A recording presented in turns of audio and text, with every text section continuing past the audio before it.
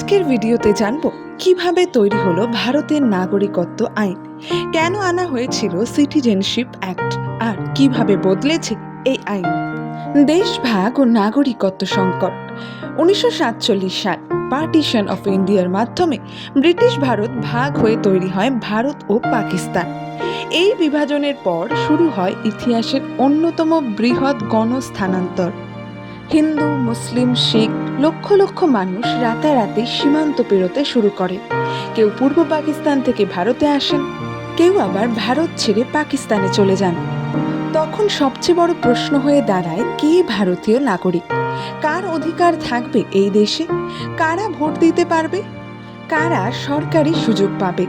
এই পরিস্থিতি সামলাতেই ভারতীয় সংবিধানে নাগরিকত্ব নিয়ে বিশেষ ধারা যোগ করা হয়। সংবিধানে নাগরিকত্ব। 1950 সালে ভারতের সংবিধান কার্যকর হওয়ার পর নাগরিকত্ব নিয়ে 5 থেকে 11 নম্বর অনুচ্ছেদ তৈরি করা হয়। সেখানে বলা হয়েছিল কোনো মানুষকে কোন ক্ষেত্রে ভারতীয় নাগরিক হিসেবে গণ্য করা হবে। বিশেষ করে যারা দেশভাগের সময় ভারত বা পাকিস্তান থেকে এসেছিলেন তাদের অবস্থান স্পষ্ট করা হয়। কিন্তু তখনও একটি স্থায়ী আইন ছিল না, কারণ সরকার বুঝতে পারছিল ভবিষ্যতে নাগরিকত্ব নিয়ে আরও জটিল পরিস্থিতি তৈরি হতে পারে। তাই প্রয়োজন ছিল একটি পূর্ণাঙ্গ আইনের। অবশেষে 1955 সালে ভারত সরকার নিয়ে আসে সিটিজেনশিপ অ্যাক্ট। এই আইনটি আজও ভারতের নাগরিকত্বের মূল ভিত্তি। এই আইনে ঠিক করা হয় কিভাবে একজন মানুষ ভারতীয় নাগরিকত্ব পেতে পারেন। মূলত 5টি পথ রাখা হয়েছিল। প্রথম, জন্মসূত্রে, পরবর্তীতে বংশসূত্রে বা নিবন্ধনের মাধ্যমে বা ন্যাচারালাইজেশন বা দীর্ঘদিন ভারতে বসবাসের মাধ্যমে বা নতুন অঞ্চল ভারতের অন্তর্ভুক্ত হলে।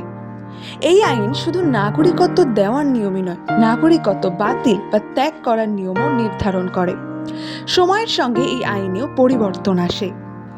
1986 সালে আইন কঠোর করা হয়। তারপর 2003 সালে আরও বড় পরিবর্তন আনা হয়, যেখানে ইলিগাল মাইগ্রেন্ট শব্দটি গুরুত্বপূর্ণ হয়ে ওঠে। এই সময় থেকেই এনআরসি নিয়ে আলোচনা বাড়তে থাকে।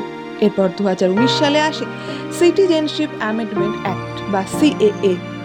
এই সংশোধনী আইনকে কেন্দ্র করে গোটা দেশে ব্যাপক বিতর্ক ও আন্দোলন শুরু হয়।